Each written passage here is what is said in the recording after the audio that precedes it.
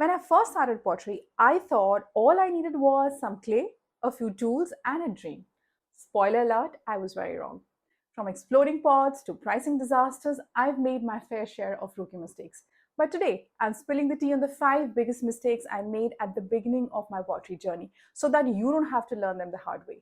Trust me, I've been there. From comparing my work to potters with 15 years under their belts to pricing my early mugs like they were already collector's items, I've done it all. One of the most damaging things I did, without even realizing it, was constantly comparing myself to other potters. And not just any potters. I was comparing my beginning to someone else's middle or even their 10th year. It's something I think we all do to some extent, especially in the age of social media where everyone's highlight reel is just a scroll away. I'd scroll through Instagram and see beautifully styled product shots, sold out shop updates, flawless glaze finishes, and then I'd look at my own pieces, often wobbly, with glaze drips I didn't intend, and feel like I was already behind. Worse was, I would notice people making work that looked similar to mine, textured mugs, colorful tones, handle forms. And instead of feeling connected to a larger creative movement, I felt defeated. I would think there's already someone making this kind of work. They're better at it. Why would anybody buy from me when they can easily buy from them? This line of thinking almost always paralyzed me. I felt like I had nothing unique to offer, that I was late to the game, that I couldn't compete. I didn't yet understand the value of what I was offering, my story, my hand, my process. And I didn't give my audience a chance to understand it either. I was too busy trying to fit into someone else's mold when what I needed to do was own my own lane. Now, here's what I wish I knew then. First of all, there is room for everyone. Even if someone else makes textured mugs, no one makes them quite like you. Your aesthetic, your touch, your story, all of that matters. People don't buy the object, they buy the meaning behind it. Secondly, this journey is long. Everyone started somewhere. The pottery you admire, they once made lopsided bowls too. We all have our early work, our trial and error phase, our years of, quiet growth. Try not to rush through those. Thirdly, you can be inspired without comparing. It's possible to admire someone else's work while staying rooted in your own. Instead of comparison, shift into curiosity. Ask questions like, what can I learn from them? Or what do I admire about their path that I can apply to my own way? Comparison, when left unchecked, can quietly chip away at your confidence, creativity, and motivation. But when you catch it early and shift your focus inward, it can actually become a powerful guide, leading to a greater clarity, focus, and self trust. If you're in that space right now, scrolling, comparing, and starting to question your path, please know this: your work matters. There is room for you to create. So keep going, keep showing up, keep making what's true to you. Someone out there is waiting for exactly what you make. As is the case with all of us, when I first started my pottery journey, I had big dreams, a heart full of hope. I was passionate, committed, and ready to give it everything I had. But very early on, I realized that there was this really painful gap between effort and results. I was putting in long hours, learning new techniques, experimenting with glazes, photographing my work, building a website, trying to post on Instagram consistently, but the results, they were too slow. My shop didn't sell out, my post didn't go viral. And instead of celebrating the progress I was making, I began to second guess myself. Am I doing this right? Is my work good enough? Maybe I'm just not cut out for this. This frustration with slow growth led to this constant loop of overthinking and self doubt. I'd question every choice, every caption, every product title. I changed things around too quickly before they had time to work. I wasn't giving my ideas the breathing space they needed to take root. Looking back, I realized I was holding myself to unrealistic timelines. I wanted things to happen fast. I wanted recognition, validation, steady sales immediately. What I didn't fully understand at that time was that the potters, the artists, and creative entrepreneurs I admired had spent years honing their craft and building their businesses. They had been through the same slow, uncertain early phases. They had likely questioned themselves too, but they stuck with it.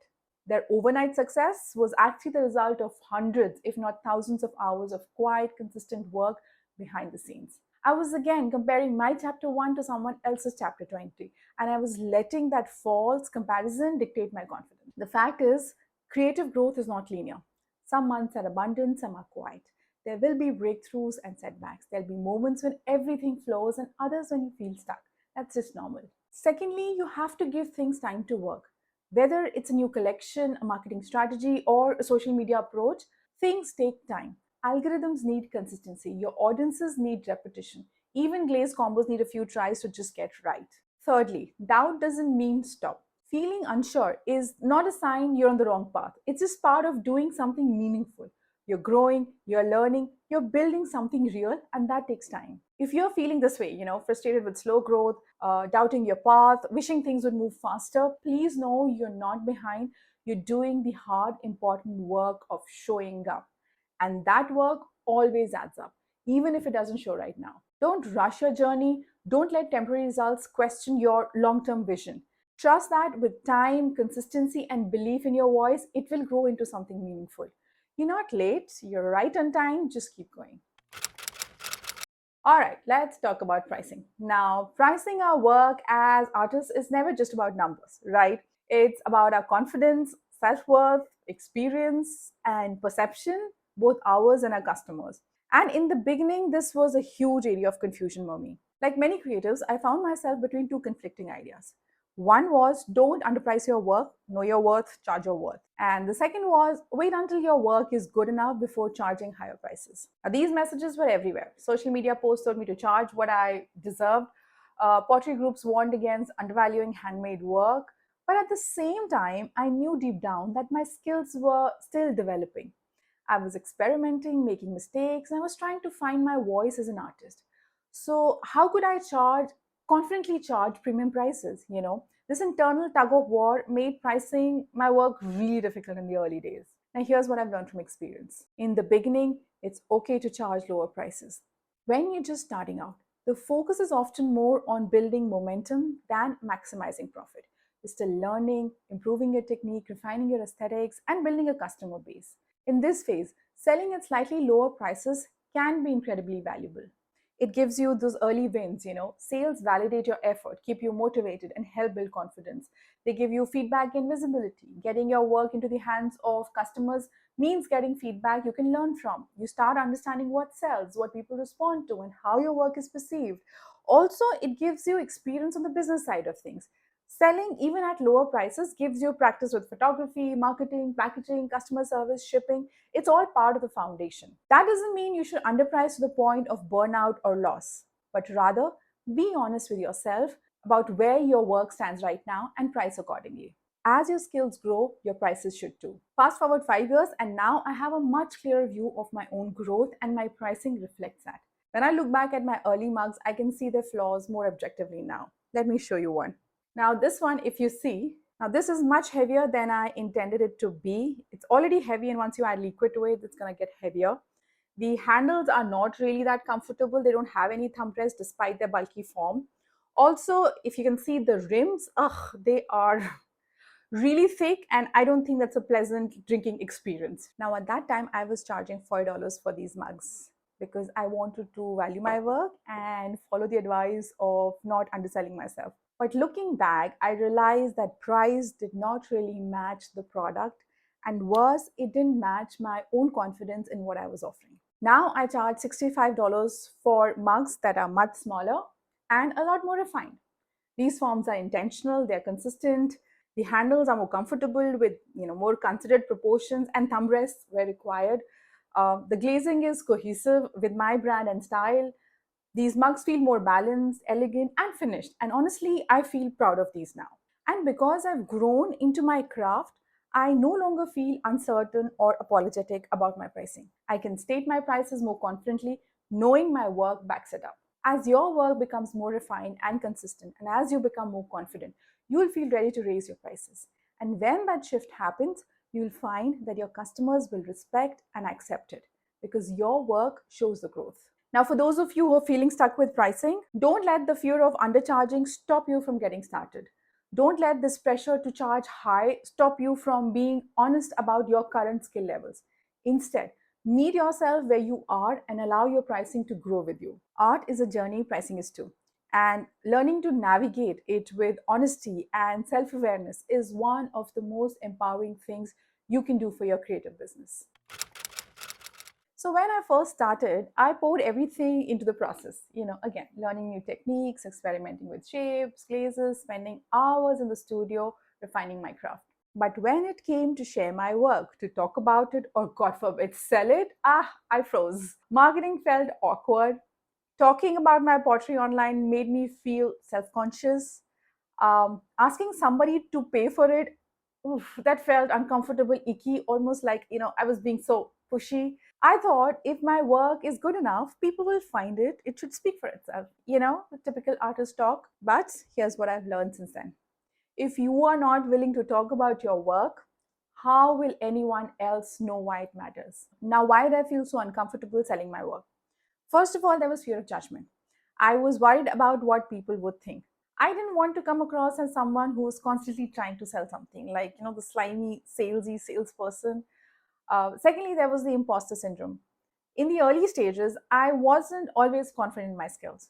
So, talking about my work publicly made me feel exposed, like someone would call me out for not being good enough.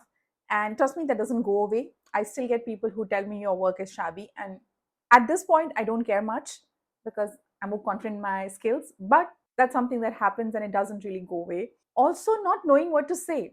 I genuinely did not know how to talk about my work in a way that felt authentic. I'd post a photo of a mug in bright, new mug in blue, and then nothing. I wasn't telling the story behind the piece or helping people connect with it. Now, what changed everything for me?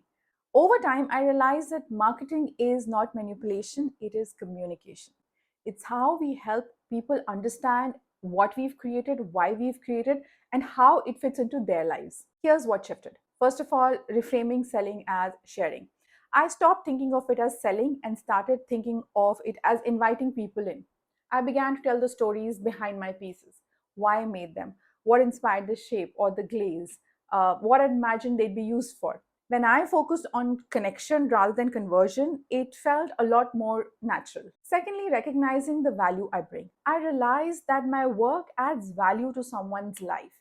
It makes their morning coffee more beautiful. It becomes part of their home, their rituals, their memories. That's not something to feel ashamed about. That's something to be proud of, right? People want to support artists, but we have to make it easy for them. We have to let them know what we offer. Thirdly, practice builds confidence. I gave myself permission to stumble. My early product descriptions were clunky. They're still not great, but they're better than when I first started.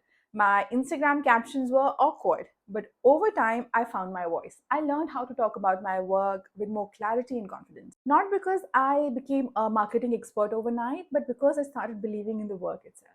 Fourth is understanding that marketing is part of the work. Making pottery is only one part of being a ceramic artist. If I want people to engage with my work, buy it, and share it, I need to show up. I need to market it. And when done with integrity, marketing isn't a dirty word. It's how we build community, grow our reach, and create sustainable businesses. Today, things feel different. Now I talk about my work openly. I share what I'm making, why it matters to me, how it can be used and enjoyed. I share behind the scenes glimpses, creative struggles and small victories. Do I still sometimes feel a little weird promoting a shop update or sharing a price? Sure, that doesn't go. That discomfort doesn't vanish at all. But I no longer let it stop me. And the best part, once I started showing up, people responded. They connected with my story. They bought pieces not because they were beautiful, but because they meant something. To all of you who are feeling icky about selling, just know that your work has value. Let people see it. Let them choose to support you. You can't expect people to fall in love with your work if you hide it. You don't have to shout, but you do have to speak. And your voice, it's worth hearing. As I began building my business site, I put almost all of my energy and time into Instagram. Like many artists, I saw social media as the easiest and most effective way to share my work, grow my audience, and make sales. And for a while, it worked. I was posting regularly, I was gaining followers, and slowly building, visibility for my work. But looking back now, I realized that one of the biggest missed opportunities was I didn't start a newsletter soon enough. And I think you must have heard a lot of people say this, but it is so true. And it wasn't because I didn't care, it was because I thought I wasn't ready. Now, why did I delay starting a newsletter? First of all, I thought I didn't know what to say. Writing emails felt intimidating. what would I even include in them? I imagine I needed to have some sort of, grand, polished, professional newsletter set up, and that overwhelmed me even before I got started. Secondly, I thought I didn't want to bother people. I worried people wouldn't want other email in their inbox. I was afraid of being annoying or pushy and salesy, especially since I didn't feel confident in my own voice and marketing skills. Third was, I always thought I'll do it later. With everything else on my plate, making, glazing, photography, markets, packing orders, shipping, starting a newsletter felt like something I'd get to eventually, but that eventually kind of kept getting pushed further and further down the list. Now, why was that a mistake? Firstly, remember social media is rented space. I learned this the hard way that social media platforms can change in an instant. An algorithm change, account hacks, shadow banning outages, all of that happens. And when your entire audience lives on a platform you don't control, your business is vulnerable. An email list, on the other hand, is something you own. It's a direct line to your customers. No algorithm, no distractions, just you and them. Secondly, email builds a deeper connection. Unlike a quick scroll through Instagram, a newsletter lands in someone's inbox, a more personal, focused space. People who choose to sign up for your list are already interested. They want to hear from you. And that creates a stronger, more engaged connection than just a passive follow. When I finally started sending emails, I was surprised by how warm and responsive my readers were. They replied, they shared, they looked forward to hearing from me again. Thirdly, it's one of the most effective sales channels. Once I began sending newsletters regularly, especially ahead of shop updates, I noticed a clear difference in sales. People who joined my list were more likely to buy and more likely to buy early.